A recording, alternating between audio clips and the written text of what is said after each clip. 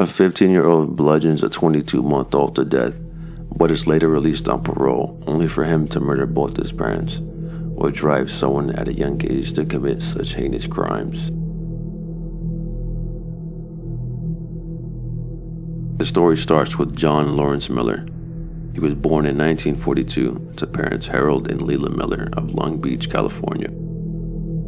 John's first arrest was at the tender age of 13. He was charged with burglarizing a home on February 18, 1955. 2 years later, John burglarized another home and stole a car in San Bernardino.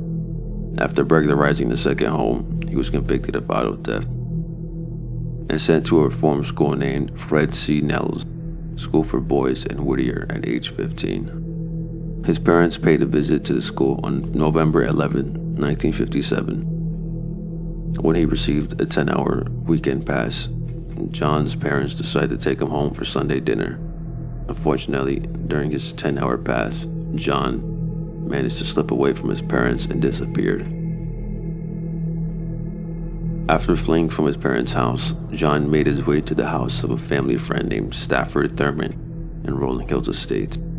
John's plan was to break in, steal money, and a pistol from the Thurman's gun collection. When John arrived at the Thurman's home, they were nowhere to be found.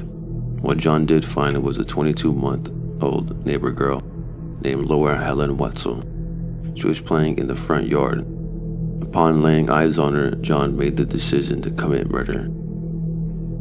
Murder was something that ran through John's mind frequently, and he saw this as his opportunity to satisfy his desires. Laura being outside of the house at the time proved to be a problem for him, because if he committed the murder right then and there, he would of course have witnesses. In order to get around this, John lured Laura to go inside the Thurman home. Upon Laura entering the home, John proceeded to mercilessly beat her and then smother her to death. Laura's parents, Charles W. Wetzel, and his wife began to look for Laura, and they were also accompanied by another couple. Francis King and his wife, Mrs. Wetzel, went to the Thurman's yard, but soon retreated after confronting John, who had a knife and a gun in his possession. John was standing in the hallway holding a knife and a pistol, while gesturing Francis to go into the house, but his wife pulled him away from John. Francis told John to take it easy and that they were looking for a girl who had been lost. John became visibly upset and shut the door in his face. The police soon arrived at the scene and searched the Thurman's home but didn't find the body.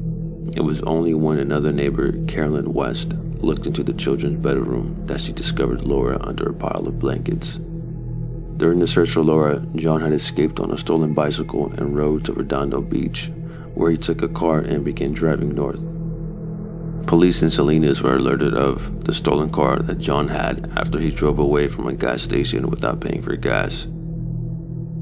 San Francisco police found the car abandoned and dented from a crash, with a map of California spread out on the front seat.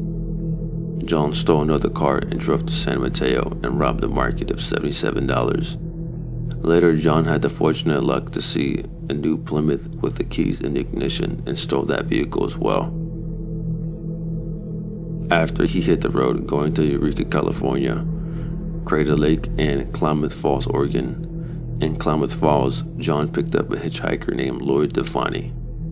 John planned to go to Boise in Idaho, but the road was covered with snow and John didn't have tire chains. Instead, they headed for Reno, where Defani left John and called police, having recognized him from radio broadcast. At 2 a.m., a Reno taxi driver who had been listening to the police radio saw John and reported him. John was later arrested and extradited to Los Angeles for the murder. John showed absolutely no remorse, even asking reporters why should he be sorry. At only the age of 15, he was quoted as saying, "I don't care what happens to me, and also, I'm sick of this life anyway. I hate confinement, and I'm not happy anywhere. I don't want to see anybody I know, not anybody." The father of the murdered girl said, "We don't want revenge, we just want to see him put behind bars for the rest of his life. He's a sick soul." John was tried as an adult and pleaded guilty to first-degree murder. Deputy District Attorney Ted Sten described John as vicious, treacherous, and cold-blooded, and a person devoid of feeling, an ill-tempered wild animal. When John was asked about his motive for the murder, he said, "I wanted to know what it would feel like, but I'm sorry about it now, of course." John was later convicted of murder and sentenced to life in prison. 7 years into his sentence, he was let out on parole in August 1975 at the age of 32. Just 2 months later, on October 21st, 1975, he went to the Long Beach home of his parents and shot them both to death, with his father surviving long enough to reach a neighbor's house. He was linked to the crime only after being arrested during a Downey Bank robbery a week later, during which he held the bank manager hostage. On March 25, 1976, he was sentenced to death in a gas chamber after earlier telling his parole officer that he wanted the death penalty because he lacked the courage to take his own life. The death sentence was never implemented, and Miller, now 80, remains incarcerated at Pleasant Valley State Prison near Coalinga, California, according to California State Department of Corrections records.